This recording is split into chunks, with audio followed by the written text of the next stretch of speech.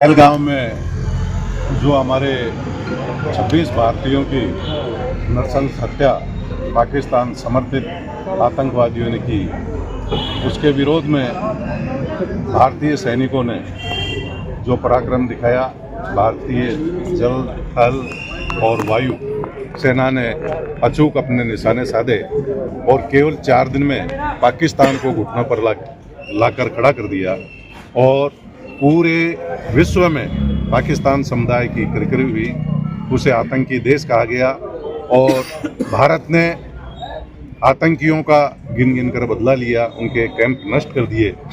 इसके लिए सैनिकों के सम्मान में, सैनिकों के पराक्रम के लिए आज तिरंगा यात्रा निकाली गई, जो महाराज जनार्दन दास जी महाराज के मंदिर से होकर यहाँ हमारी नगर पालिका, सभी नारायणपुर के सभी हमारे सभी जो भारतीय सेना से और भारतीयता से नाता रखते हैं, सभी लोग उसमें सम्मिलित हुए और भारत के हमारे सैनिकों के प्रति उन्होंने कृतज्ञता व्यक्त की। साथ ही नरेंद्र मोदी जी ने जिस तरह से देश का नेतृत्व किया, वो काबिल तारीफ है और भारत निरंतर ऊंचाइयों की ओर बढ़ रहा है और ये भारत माता का मस्तक कभी नीचा नहीं हो। यहाँ खड़े सभी व्यक्ति भारत के प्रति अपनी जो इनके मजबूत सबके इरादे हैं अखंड भारत के, उसके प्रति सभी लोग यहाँ इकट्ठे हुए। जब से बीजेपी की सरकार बनी है 2 साल से, सिर्फ और सिर्फ बीजेपी के नेताओं में और बीजेपी पार्टी के जो भी संगठन अधिकारी हो चाहे जनप्रतिनिधि हो, उनको एक ही काम रह गया है कि 70 साल में जो नहीं हुआ वो काम हम कर रहे हैं, अपराध को बिल्कुल खत्म कर देंगे, कानून व्यवस्था बिल्कुल ठीक चल रही है। लेकिन मैं आपके माध्यम से कहना चाहूँगी कि आए दिन ये 2 वर्ष में जितना बानसूर विधानसभा क्षेत्र में आप देखिए कि चोरियां हुई हैं, सरेआम लूट रहे लोगों को, दुकानों में घुस करके दिन में मारपीट कर रहे हैं, शाम को मारपीट कर रहे हैं, छात्रावास में अंदर घुस के, जैसा कि आपने जानकारी में दिया मुझे कि वहाँ छात्रावास में बच्चे रहते हैं, जाट छात्रावास में, वहाँ जाकर के मारपीट कर रहे हैं, वहाँ पर शराब पीना, गुंडागर्दी करना और दुकान में घुस कर अभी एक लड़के को कल रात को भी पीटा है। तो बीजेपी के नेताओं को संज्ञान में लेना चाहिए कि कानून व्यवस्था किस तरीके की हो रही है। जाती है तो वहाँ पर बोले साहब ऑफिस में नहीं है साहब, तो क्या है, जन सुनवाई नहीं हो रही है, आमजन की सुनवाई नहीं हो रही है। आप देखिए कि रात को मंदिर तोड़ा जाता है, एक तरफ ये धर्म के मंदिर के राम के नाम की चर्चा करती है बीजेपी, लेकिन रात को मंदिर तोड़ा जाता है, बड़ी शर्म की बात है। किस तरीके की घटनाएं हो रही है, बानसूर में बिल्कुल कानून व्यवस्थाएं ठप पड़ी। बोलिए भारत माता की। अरे भाई ये अलवर की आवाज है, ये जिन लोगों को आप कान में सुनाना चाहते हैं वहां तक ये आवाज जानी चाहिए। दोनों हाथ खड़े करके बोलेंगे, बोलिए भारत माता की। अरे भाई इस पंजा ने तो कर दिया देश को और प्रदेश को गंजा, आप इसी को दिखा रहे हैं। हनुमान जी की मुष्टिका बांधिए और जोर से बोलिए भारत माता की, भारत माता की, भारत माता की। देश के सैनिकों की, देश के सैनिकों की, देश के वैज्ञानिकों की, देश की जनता की, नीलकंठ महादेव की, भरतरी बाबा की, नारायणी माता की और बंसी बारे की, बोल गिरिराज धरण की। आज के इस अलवर संगदूत दिवस के इस कार्यक्रम के अवसर पर मंच पर विराजमान भारतीय जनता पार्टी देश के वरिष्ठ नेता और हम सबके लाडले माननीय केंद्रीय वन एवं पर्यावरण मंत्री सम्माननीय भूपेंद्र यादव जी, मंत्री यूडीएच मंत्री भाई झावर सिंह जी खर्रा साहब, मंत्री देवस्थान पशुपालन डेयरी मानी जोगाराम कुमावत जी, आपके अपने ही अलवर के लाडले विधायक भाई वन और पर्यावरण मंत्री संजय शर्मा जी, गृह राज्य मंत्री किसान नेता भाई जवाहर सिंह जी बेड़म साहब, चेयरमैन एनडीडी गुजरात श्री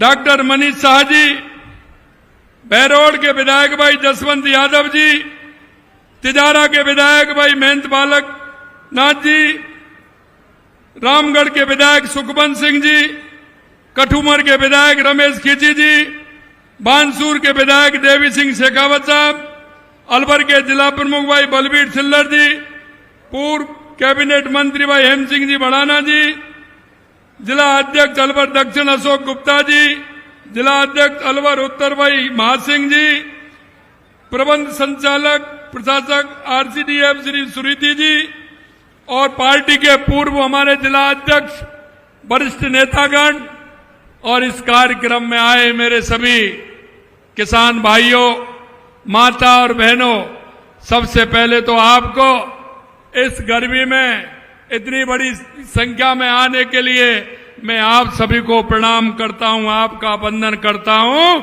आप सभी का मैं अभिनंदन करता हूं। मित्रों, आज अलवर से एक बहुत अच्छी शुरुआत हुई है और यह शुरुआत पूरे राजस्थान के अंदर जानी है। आज श्वेत क्रांति 20 अलवर दुग्ध दिवस जैसे महत्वपूर्ण आयोजनों के साक्षी बन रहे हैं। ये हमारे पशुपालक और किसानों की मेहनत का फल है। यह दुग्ध क्रांति आप लोगों को अविस्मरणीय भूमिका और गौरव योगदान का अवसर है। मुझे इस बात से बेहद प्रसन्नता है कि अलवर के गांव ने 50 साल से अधिक अलवर दुग्ध संघ के रूप में जो पौधा लगाया, आज वो बट वृक्ष के रूप में दिख रहा है और आप देख रहे हैं जिस तरह से अलवर डेयरी का विकास हो रहा है। जब इस दुग्ध संघ की स्थापना हुई थी तब 20 दुग्ध समितियों के माध्यम से मात्र 500 लीटर दूध से प्रारंभ हुआ था, इसका संकलन हुआ था। लेकिन आज मुझे आपको ये बताते खुशी है कि यह संघ 1916 गांव में 31,000 से अधिक समितियों के माध्यम से रोजाना औसतन 1.5 लाख लीटर दूध का संकलन कर रहा है। यह बहुत बड़ा दूध संयंत्र है जो जिस तरह से यह काम कर रहा है। अलवर दूध संघ आज करीब 50,000 लोगों को प्रत्यक्ष रूप से और अप्रत्यक्ष रूप से रोजगार उपलब्ध करा रहा है। मुख्यमंत्री दुग्ध उत्पादन सम्मल योजना जैसी योजनाओं में लगभग 1 लाख लोगों को फायदा मिल रहा है। 1 लाख लोगों को फायदा मिल रहा है। आज यह दुग्ध संघ पशुपालकों के सामर्थ्य की पहचान बन रहा है। यह जिले के विकास में भागीदारी, महिलाओं को आत्मनिर्भर, किसानों के विकास एक प्रमुख आधार बन गया है। मित्रों, मैं आपसे एक बात कहना चाहता हूं, किसान के पास, क्योंकि मैं जानता हूं किसान की क्या क्या आवश्यकता होती है और किसान अपने जीवन को किस तरह से आगे बढ़ाता है। किसान और पशुपालन का एक जोड़ा है। वो किसान नहीं माना जाता है जिसके घर पर पशु नहीं होते हैं, क्योंकि किसान पशुपालन का काम करता है जिससे उसकी आर्थिक स्थिति मजबूत होती है, आर्थिक स्थिति मजबूत होती है। कई बार मेरे से कहते, मैंने किसानों के सम्मान के लिए जिस तरह से काम किए हैं, हमने देखा हमारे प्रदेश का किसान कैसे खुशहाल हो सकता है। हमने सरकार आते ही सबसे पहले किसान की चिंता की और किसान की चिंता इसलिए की कि किसान को सबसे आवश्यक चीज क्या है, जो किसान अपनी उत्पादन भी बढ़ा सकता है और किसान अपने को आर्थिक रूप से सशक्त और मजबूत बना सकता है। हमने कहा किसान के लिए अगर पानी मिलेगा तो हमारे राजस्थान का किसान मजबूत भी होगा और उसका अर्थ के रूप में भी मजबूती आएगी। आर्थिक रूप से हमारा किसान अगर संबल होगा तो निश्चित रूप से हमारा प्रदेश भी आगे बढ़ेगा, हमारा देश भी आगे बढ़ेगा। इसलिए सबसे पहले हमने देखा कि राजस्थान के किसान को पानी की आवश्यकता है और मित्रों, आप उसको देख रहे हैं जिस तरह से हमारी डबल इंजन की सरकार, केंद्र और राज्य सरकार मिलकर के राजस्थान के किसान के पानी की व्यवस्था कर रहे हैं। उन योजनाओं को क्यों मैं आपसे एक बात जरूर कहना चाहता हूं, ऐसे लोगों से पूछिए, चाहे वो देश हो या प्रदेश हो,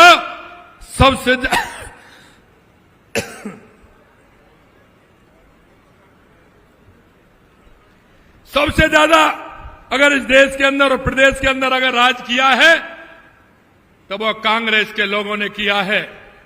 मैं आपसे यही कहना चाहता हूं, वो अपनी योजना बताएं, उन्होंने इस देश के अंदर प्रदेश के अंदर क्या किया है, जरा अपना रोड मैप देख लें। हमने कहा कि हम हर साल जनता को, प्रदेश की जनता को हिसाब देंगे कि एक साल के अंदर हमने क्या किया है, दूसरी साल के अंदर हमने क्या किया है, तीसरी साल के अंदर हमने क्या किया है। ये हम हर साल जनता को हिसाब देने वाले हैं। मैं आपसे इतना ही कहना चाहता हूं, हमारी ईआरसीपी की योजना हो, जो हमारे 17 जिलों की योजना है, आज आप देख रहे हैं एक साल के अंदर देश के यशस्वी प्रधानमंत्री नरेंद्र मोदी जी ने 17 दिसंबर को उसका शिलान्यास किया, और जिससे अलवर भी जुड़ा हुआ है, भरतपुर भी जुड़ा हुआ है। हमारे पूर्वी राजस्थान के 17 जिलों का उनका पानी मिलेगा, उसकी कार्य प्रारंभ हो गया है। यह मैं आपको बताना चाहता हूं। हमारे शेखावाटी में यमुना पानी की आवश्यकता थी, हमारे उसके लिए भी टास्क फोर्स बन गए, उसका भी हमारा डीपीआर बन रहा है। हमारी उदयपुर की देवास योजना, जिसका शिलान्यास हमने कर दिया, क्योंकि आधा पानी अरब सागर की तरफ जाता था, आधा हिंद महासागर की तरफ आता था। जो पानी काम नहीं आता था उसको टनल बना करके, एनीकट बना करके उस पानी को भी हम काम में ले रहे हैं। हमारी बांसवाड़ा डूंगरपुर में महाई योजना, उसके माध्यम से भी हम हमारे पाली सिरोही तक पानी पहुंचाना चाहते हैं। इसके अलावा हमारी इंदिरा गांधी नहर और गंग नहर, जिसके लिए हमने 3400 करोड़ रुपए दिया है, जिसका पानी हमारा जैसलमेर तक जाता है। अगर हमारे राजस्थान के अंदर पानी होगा तो हमारे राजस्थान का किसान खुशहाल होगा। और हमने आपसे वायदा किया था कि किसानों को हमने आप लोगों के किसानों के सम्मान निधि देने का काम करेंगे। हम 6,000 से उसको 12,000 रुपए करेंगे। पहली साल में हमने 6,000 से 8,000 रुपए किया, और अभी हमने 1,000 बढ़ा करके किसानों को 9,000 करने का काम किया है। उसके लिए हमने किसानों को इस साल हमने जो उनको अनुदान दिया है वो भी आप देख सकते हैं।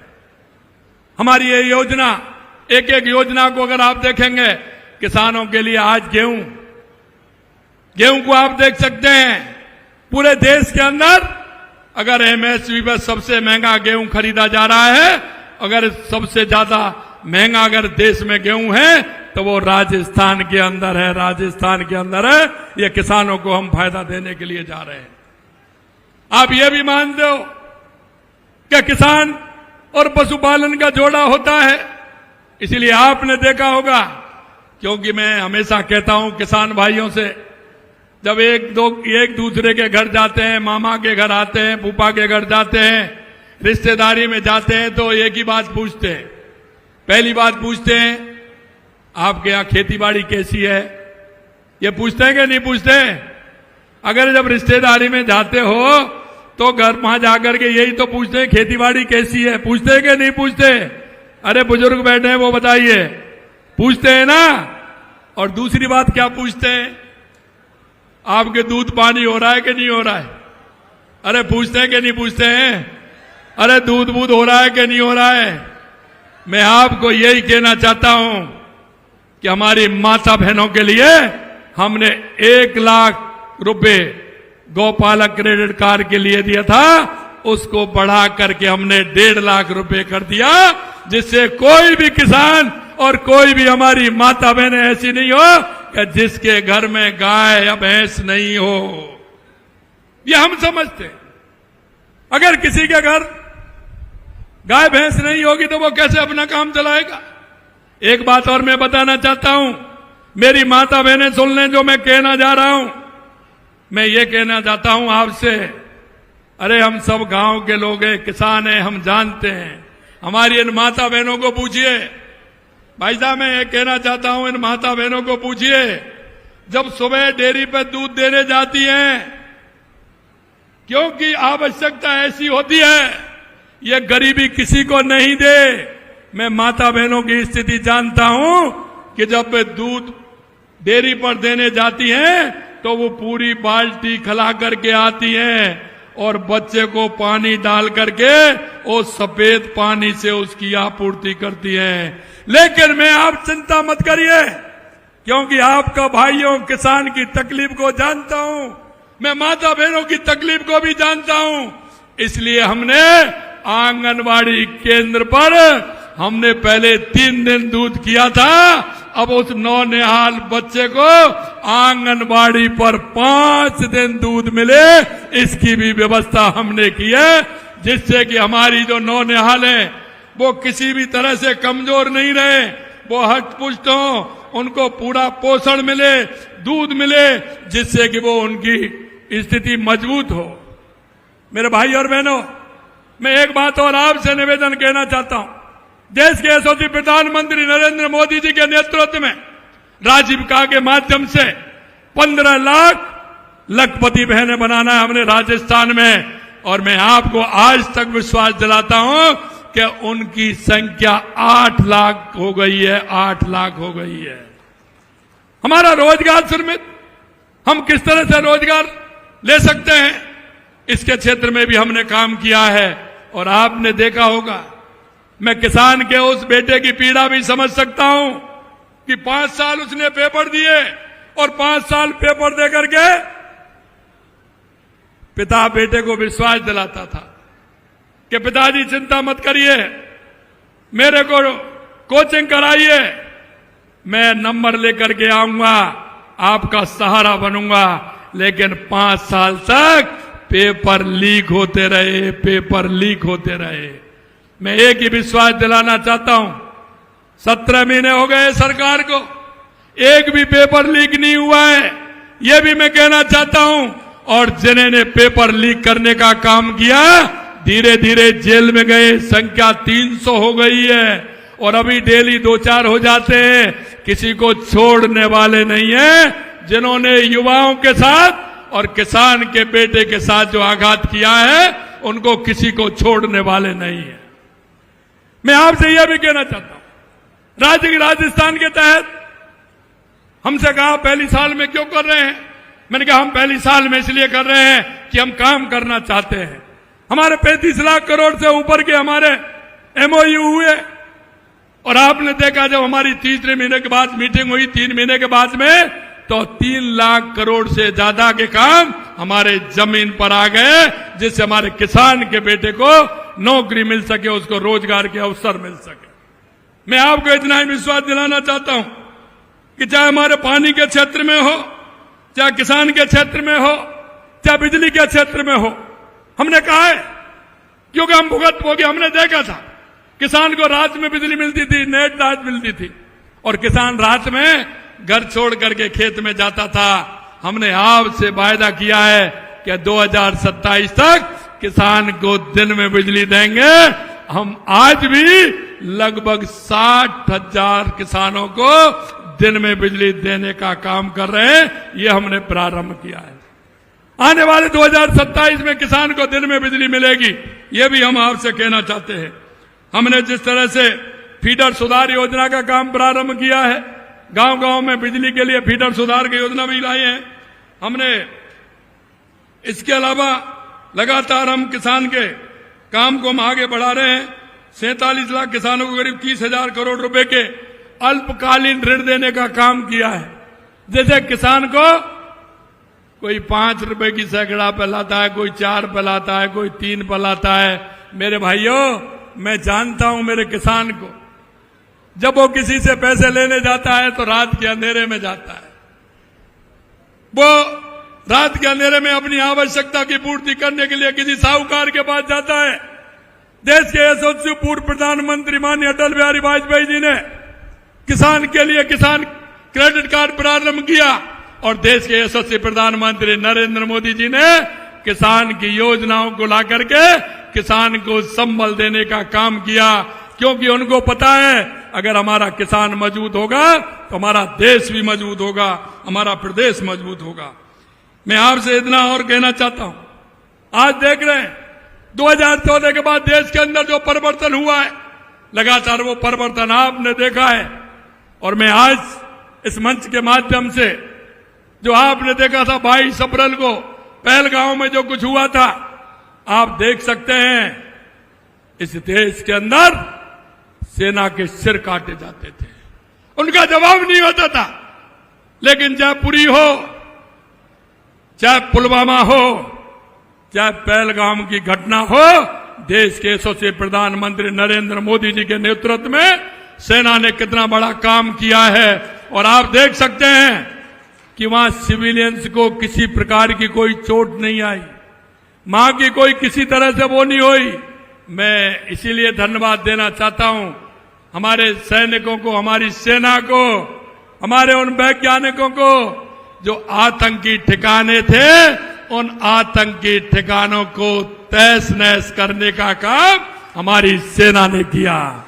और आज देख रहे हैं देश के अंदर जिस तरह से तिरंगा यात्रा, क्योंकि हमारे देश के और प्रदेश के अंदर हमारा जो नौजवान है, हमारे भाई बहन हैं, हमारी देश की जनता है, जिस भाव से जुड़ी हुई है, देश के यशस्वी प्रधानमंत्री नरेंद्र मोदी जी के नेतृत्व में एक है। इसलिए उनके अंदर जो भाव पैदा हुआ है, लगातार हम देख रहे हैं कि देश में लगातार तिरंगा यात्रा निकल रही है।